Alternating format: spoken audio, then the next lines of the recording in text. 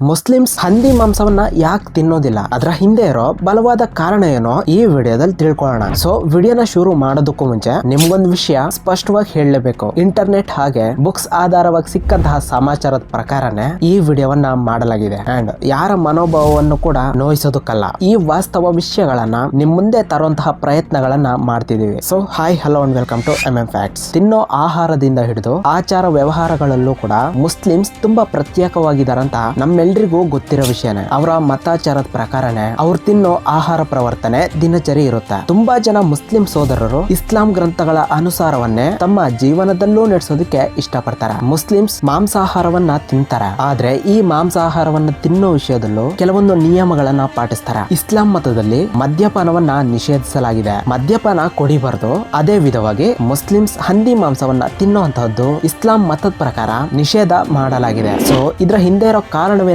ನೋಡೋದಾದ್ರೆ, ಮುಸ್ಲಿಮ್ಸ್ ಪವಿತ್ರ ಗ್ರಂಥ ಕುರಾನ್ ನಲ್ಲಿ ಹಲಾಲ್ ಬಗ್ಗೆ ಹೇಳಲಾಯ್ತು. ಹಲಾಲ್ ಅನ್ನೋ ಪದ ಅರಾಬಿಕ್ ನಿಂದ ಬಂದಿದೆ. ಹಲಾಲ್ ಅಂದ್ರೆ ಧರ್ಮಬದ್ಧವಾದದ್ದು ಇಲ್ವಾ ಅನುಮತಿಸಲಾಗಿದೆ ಅಂತ ಅರ್ಥ. ಪ್ರಪಂಚದಲ್ಲಿನ ಸರಿಸುಮಾರು ಮುಸ್ಲಿಮ್ಸ್ ಎಲ್ಲ ಈ ಸಂಪ್ರದಾಯವನ್ನೇ ಅನುಸರಿಸ್ತಾರೆ. ಹಲಾಲ್ಗೆ ವ್ಯತಿರೇಕದ ಪದ ಹರಾಮ್. ಇದಕ್ಕೆ ನಿಷೇಧಿಸಿರುವುದು ಅಧರ್ಮವಾದದ್ದು, ಅನೈತಿಕವಾದದ್ದು ಅನ್ನೋ ಅರ್ಥವೂ ಸಹ ಇದೆ. ಆಹಾರ ಪದಾರ್ಥಗಳಿಗೆ ಹಲಾಲ್ ಸರ್ಟಿಫಿಕೇಟ್ ಕೊಡೋ ಸಂಪ್ರದಾಯ ಮುಸ್ಲಿಮ್ಸ್ ನಲ್ಲಿದೆ. ಜಂತುಗಳ ಮಾಂಸವನ್ನ ಹಲಾಲ್ ಮಾಡಿದ ನಂತರವೇ ತಿನ್ಬೇಕು ಅಂತ ಅವರ ನಂಬಿಕೆ. ಹಲಾಲ್ ಅನ್ನೋದು ಆ ಜಂತುವನ್ನ ವಧಿಸುವುದಕ್ಕೆ ಬಳಸುವಂತ ಒಂದು ಪದ್ಧತಿ. ಇದ್ರಲ್ಲಿ ಮೊದಲು ಆ ಜಂತುವಿನ ತಲೆ ಹತ್ರ ಒಂದು ನರವನ್ನ ಕುಯ್ದು ರಕ್ತ ಆಚೆಗೆ ಬರೋ ರೀತಿ ಮಾಡ್ತಾರೆ. ಆ ರಕ್ತ ಜಂತುವಿನ ಶರೀರದಲ್ಲೇ ಇದ್ದದ್ದೇ ಆದ್ರೆ ಅದನ್ನ ತಿನ್ನೋದ್ರಿಂದ ನಮಗ್ ಕಾಯಿಲೆಗಳ ನೋವು ಬರ್ತಾವಂತ ಮಹಮ್ಮದ್ ಪ್ರಭಕ್ತ್ ಹೇಳಿದ್ದಾರೆ. ಆ ರಕ್ತ ಎಲ್ಲ ಆಚೆಗೆ ಹೋದ್ರೆ ಇನ್ನ ಆ ಮಾಂಸವನ್ನ ತಿಂದ ನಂತರ ನಮ್ಗೆ ಏನು ಆಗೋದಿಲ್ಲ ಅಂತ ಅವ್ರು ನಂಬ್ತಾರೆ. ಈ ಪದ್ಧತಿಯನ್ನ ಜಬೀಹಾ ಅಂತಾರೆ. ಮುಸ್ಲಿಮ್ಸ್ ಮತಾಚಾರದ ಪ್ರಕಾರ ಸತ್ತಂತಹ ಜಂತುಗಳ ಒಂದು ಮಾಂಸವನ್ನ ತಿನ್ನುವುದು ಹರಾಮ್. ಅಂದ್ರೆ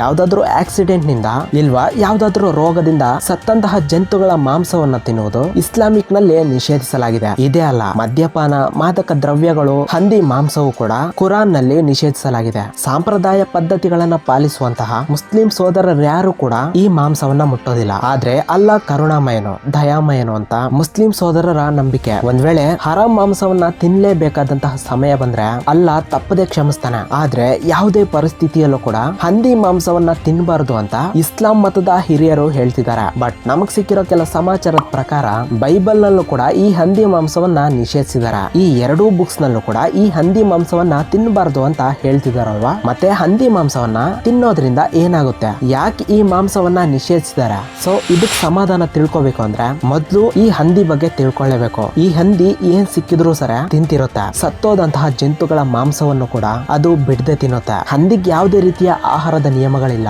ಸೊ ಡೆವಲಪ್ಡ್ ಕಂಟ್ರೀಸ್ ಅಲ್ಲಿ ಪರಿಶುದ್ಧವಾದ ಪ್ರಾಂತ್ಯಗಳಲ್ಲಿ ಬೆಳಿತಿರ್ತವೆ. ಆದ್ರೆ ಇಂಡಿಯಾ ಇಲ್ವಾ ಇಸ್ಲಾಂ ದೇಶಗಳಲ್ಲಿ ಕೆಸರು ಮತ್ತೆ ಮೋರಿ ನೀರುಗಳಲ್ಲಿಯೇ ಕಚ್ಚಾಡ್ತಿರ್ತವೆ. ಅಷ್ಟೇ ಅಲ್ದೇನೆ ಪರಿಶುದ್ಧವಾದ ದೇಶಗಳಲ್ಲಿ ಬೆಳೆಸಿದಂತಹ ಹಂದಿಗಳು ಕೂಡ ಒಂದು ಹಂದಿಯ ಸಗಣಿಯನ್ನ ಇನ್ನೊಂದು ಹಂದಿ ತಿನ್ನುವಂತಹ ಕೆಲಸ ಮಾಡ್ತಿರ್ತವೆ. ಸೊ ಈ ರೀತಿಯಂತಹ ಇನ್ನು ತುಂಬಾ ರೀತಿಯ ಕೆಲಸಗಳನ್ನ ಈ ಹಂದಿ ಮಾಡ್ತಿರುತ್ತೆ. ಈ ಹಂದಿ ಎಂತಹ ಆಹಾರಗಳನ್ನ ತಿನ್ನುತ್ತೋ ನಿಮಗ್ ಚೆನ್ನಾಗಿ ಅರ್ಥ ಆಗಿದೆಯಲ್ವಾ. ಸೊ ಇವನ್ ಎಷ್ಟು ಪರಿಶುದ್ಧವಾಗಿ ಇರಿಸಬೇಕು ಅನ್ಕೊಂಡ್ರು ಇವು ನ್ಯಾಚುರಲ್ ಆಗಿ ಅಶುಭ್ರವಾಗ್ತಾನೆ ಇರ್ತವೆ. ಈಗ ಅಪರಿಶುದ್ಧವಾಗಿರೋದೆ ಇವುಗಳ ನೇಚರ್. ಒಂದು ಬೆಕ್ಕಿನ ಮುಂದೆ ಹಾಲನ್ನ ಇಟ್ಟು ಅದನ್ನ ಕುಡಿಬೇಡ ಅಂತ ಹೇಳಿದ ಮಾತ್ರಕ್ಕೆ ಅದು ಕುಡಿದೇನೆ ಏನಿರಲ್ವಲ್ಲ. ಹಾಗೆ ಈ ಹಂದಿಗಳಾಗ್ಲಿ ನಾವಾಗ್ಲಿ ತಮ್ಮ ವ್ಯಕ್ತಿತ್ವಗಳನ್ನ ಬದಲಾಯಿಸ್ಕೋಬಹುದಾದ್ರೆ ತಮ್ಮ ಹುಟ್ಟಿನಿಂದನೂ ಬಂದಿರುವಂತಹ ಆ ಒಂದು ಪದ್ಧತಿಯನ್ನ ಯಾರು ಕೂಡ ಬದಲಾಯಿಸ್ಕೊಳ್ಳೋದಕ್ಕೆ ಸಾಧ್ಯವಿಲ್ಲ. ಆದ್ರಿಂದಾನೆ ಈ ಪಿಗ್ ಮಟನ್ ತಿಂದ್ರೆ 17 ರೀತಿಯ ರೋಗಗಳನ್ನು ಬರ್ತಾವಂತೆ. ಸೈನ್ಸ್ ಅಂಡ್ ಮೆಡಿಕಲ್ ನಿಪುಣರು ಕೂಡ ಹೇಳ್ತಿದ್ದಾರೆ. ಸೊ ಇದು ಇವತ್ತಿನ ವಿಡಿಯೋ. ಯಾಕೆ ಈ ಹಂದಿಗಳನ್ನ ತಿನ್ನಲ್ಲ ಅನ್ನೋದಕ್ಕಿರೋ ರೀಸನ್. ನಿಮ್ಗೆ ವಿಡಿಯೋ ಇನ್ಫಾರ್ಮೇಟಿವ್ ಆಗಿ ಅನ್ಸಿದೆ ಅನ್ಕೋತೀನಿ. ವಿಡಿಯೋ ತಪ್ಪದೆ ಒಂದು ಲೈಕ್ ಆದ್ರೆ ಮಾಡಿ. ಹಾಗೆ